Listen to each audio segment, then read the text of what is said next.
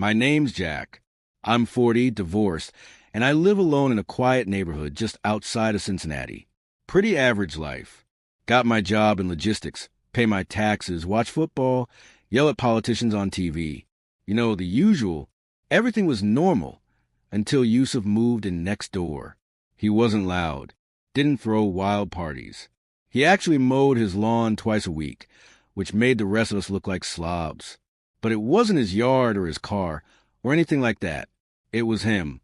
The man was just so damn calm. All the time, no matter what was going on. And he was Muslim, wore that white cap sometimes, had a long beard, prayed in his backyard under the setting sun, always greeted everyone with that soft, peace be upon you thing. The kids loved him. Even Mrs. Palmer from down the block, the grumpiest lady I've ever met, started baking him cookies. Me, I couldn't stand him. It wasn't anything he did. It was more what he represented.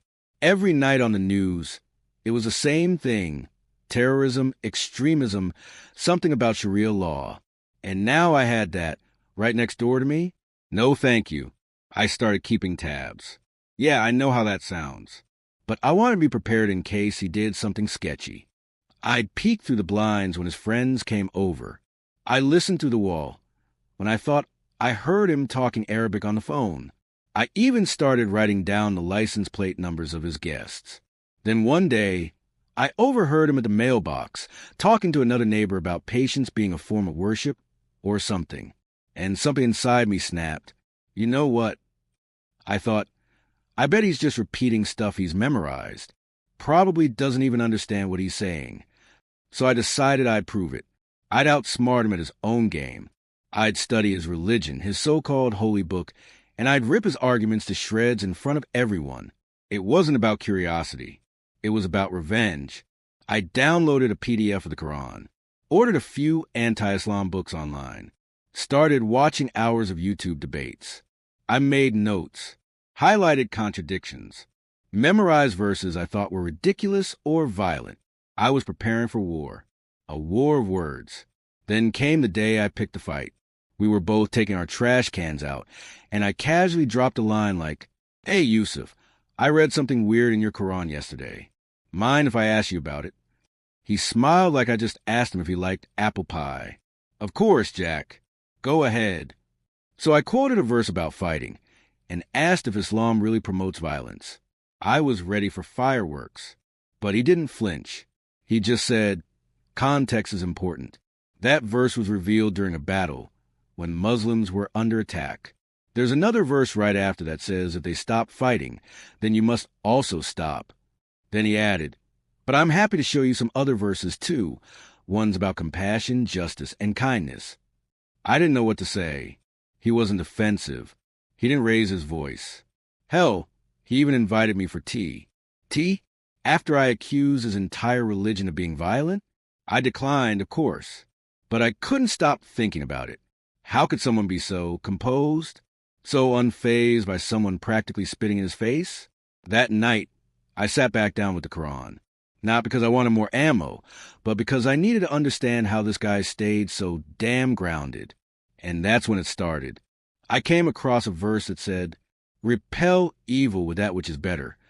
Then the one between whom and you there was hatred will become as though he were a devoted friend."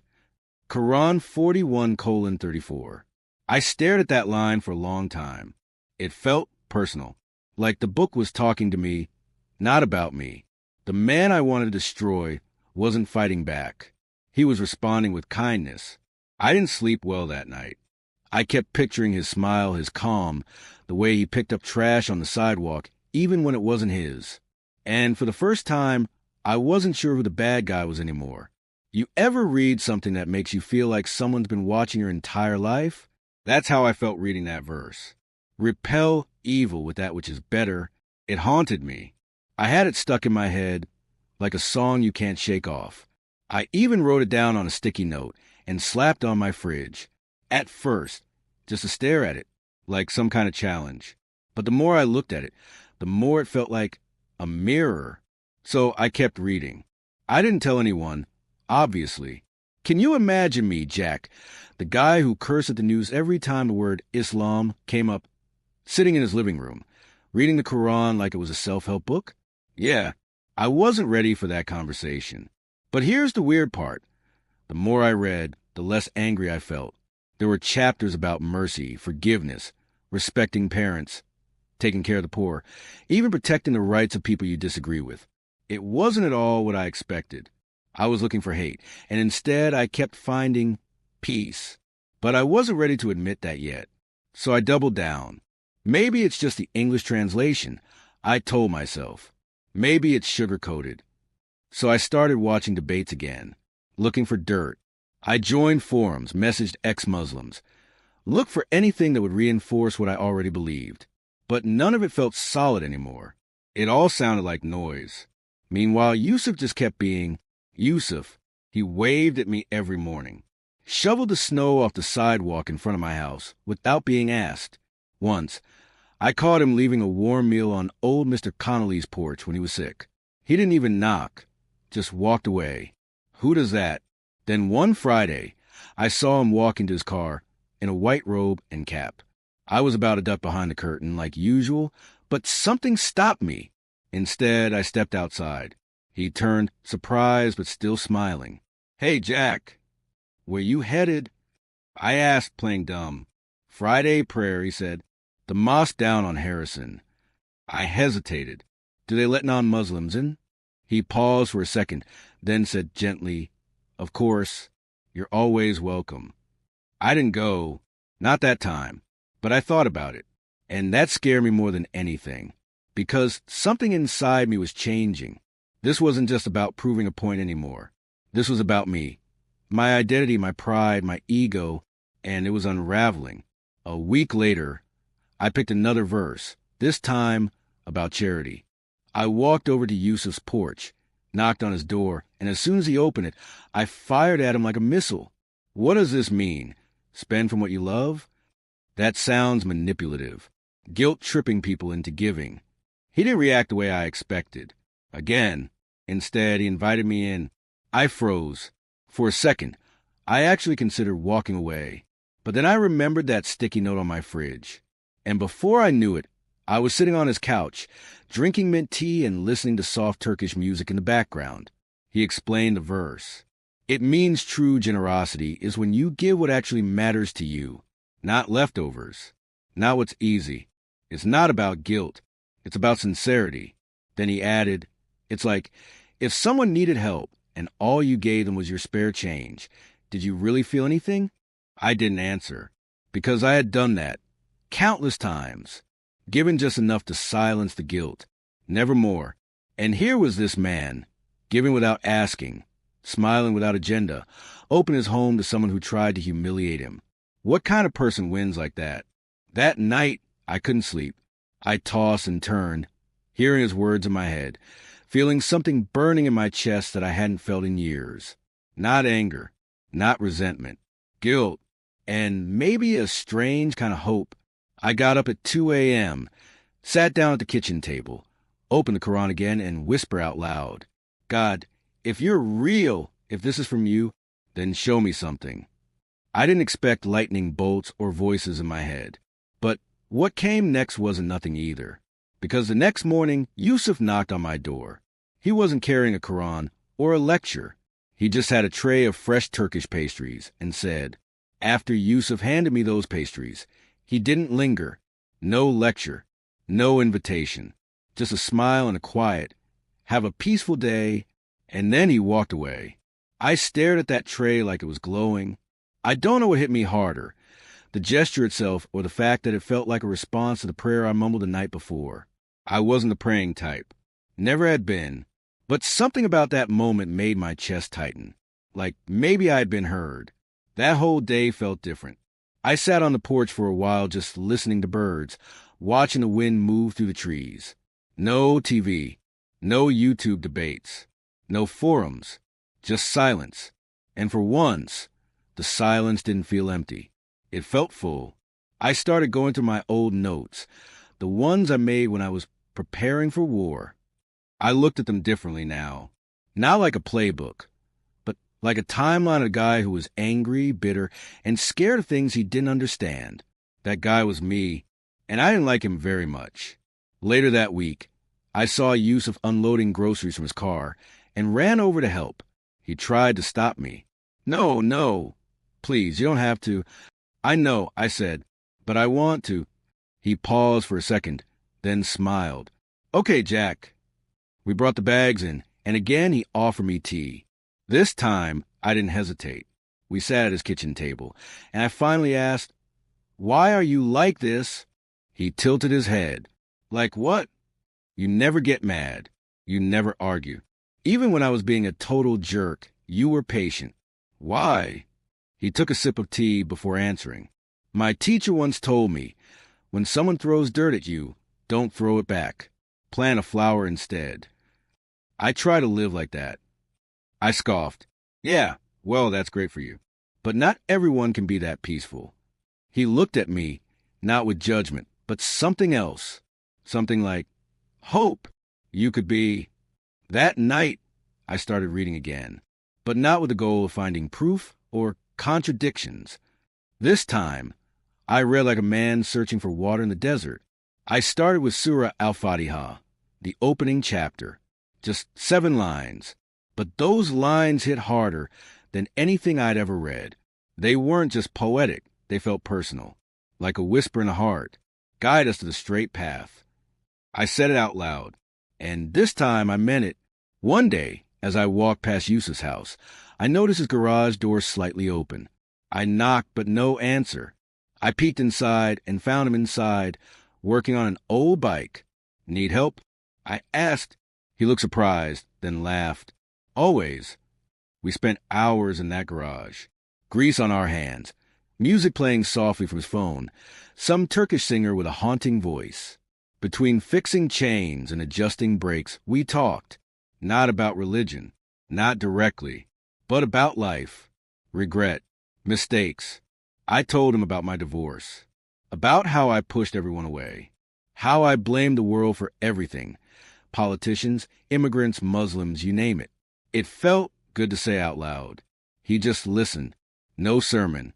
No, I told you so. Just a nod in the quiet. I've been lost before, too. That night, I didn't read anything. I just sat in bed and cried. I don't even know why. Maybe it was relief. Maybe guilt. Maybe both. But I knew one thing for sure. I wasn't angry anymore. And that terrified me. Because if the anger was gone, what was left? The next morning, I knocked on Yusuf's door. When he opened it, I didn't even say hello. I just asked, "Can I come with you?" He didn't ask where. He didn't need to. He just nodded. So that Friday, I went to the mosque. It wasn't what I expected. No shouting. No politics. Just people taking off their shoes, smiling at strangers, offering water, making space for newcomers. The khutbah, the sermon, was about humility. The imam spoke gently, reminding everyone that no matter what we know or achieve, we're still just travelers on a temporary road. I sat in the back, quiet, watching, absorbing. When everyone stood to pray, I didn't join. I just watched. And I've never seen anything more synchronized, more peaceful. It wasn't robotic. It was rhythmic, like waves hitting the shore. Each movement filled with meaning, like their bodies were saying things their mouths didn't have to. And for the first time in my life, I felt what I can only describe as awe. Not fear, not confusion. Just awe. After the prayer, Yusuf didn't say much. We just got back in the car and drove home in silence. But at my front door, he turned to me and said, "You don't have to rush anything. Truth doesn't chase, it waits." Then he smiled and walked away. That night, I couldn't sleep. Not because I was restless, but because I finally knew where I was headed. And for once, I wasn't afraid. I don't know why, but I felt like you could use something sweet today. I don't remember exactly when I knew. Maybe it was that first time Yusuf invited me in for tea. Maybe it was that Quran verse taped to my fridge. Maybe it was that Friday prayer, watching rows of strangers move as one, chasing something bigger than themselves. But somewhere along the line, I stopped searching for ammo and started searching for peace. I spent the next few weeks in reflection. Quiet mornings, long walks, less news, fewer arguments. I started noticing things I'd ignored for years, like the sound of birds at sunrise, the smell of rain, the kindness in strangers' small gestures. Yusuf kept checking in, never pushing. Sometimes he'd leave a book at my door with a sticky note. Thought you might like this chapter. Other times, he'd just send a simple text. Sunset looks beautiful tonight. Step outside. And every time I did, I felt a little more human again. Then one night, it hit me. I was sitting alone on my porch, Quran in my lap, stars above me, and I whispered, "Okay, I believe." I didn't shout it. I didn't even fully understand what it would mean. But I knew I wasn't the same man who once set out to destroy his neighbor's faith. I was someone reborn. The next morning, I knocked on Yusuf's door. He opened it, smiled, and before he could even greet me, I said, "I think I'm ready." He didn't ask, "Ready for what?" He knew. He invited me in, and we sat side by side. He explained what the Shahada meant, bearing witness that there is no God but God, and Muhammad is his messenger. He didn't dramatize it. No long speeches, just sincerity. I repeated the words, slowly, carefully, and when I was done, he put his hand on my shoulder and said, "Welcome, brother." It was the first time anyone had called me that in years, and meant it. We prayed together that afternoon, my first real prayer. I stumbled through it, messed up the motions, forgot what hand goes where, but Yusuf didn't laugh. He gently corrected me, one step at a time, and when I bowed for first time, my forehead touching the ground, I felt something leave me, something heavy, something old. It was like my soul exhaled. Over the next few days, I told a few people. Some were supportive, others not so much. My brother called me crazy. A coworker made some tasteless jokes. Even my old college buddy sent me a long message about being brainwashed. I expected all of it, but I didn't expect how little it would matter to me, because for the first time in a long, long time, I knew who I was. One day, a man from our neighborhood, Dan, 2 houses down, came up to me and said, "Hey, Jack, you and Yusuf, you guys real close now." "Yeah," I said, "you could say that." He gave me a weird look and added, "Guess people really can change, huh?" I smiled and said, "Not just change. Wake up." Yusuf and I started volunteering together at a local shelter. No one there cared what we believed. They just needed help. Food, blankets, a warm word, and we gave what we could, side by side. Sometimes I still get flashbacks to who I was. The version of me that watched too much cable news, that assumed things, that lived with walls up, fists clenched, always ready for a fight. That version of me thought Yusuf was the enemy. Turns out he was the answer. I wanted to break him, but he showed me something stronger than pride, louder than hate, deeper than fear. He showed me mercy, patience, and a faith that didn't yell, but whispered, and I listened. So if you're still the kind of person who looks at someone and only sees a headline, if you convince yourself that you already know what those people believe, I have one request. Meet one. Sit down. Share tea. Ask questions. Listen. You might be surprised by what you find. I know I was, because the man I once wanted to destroy became my brother.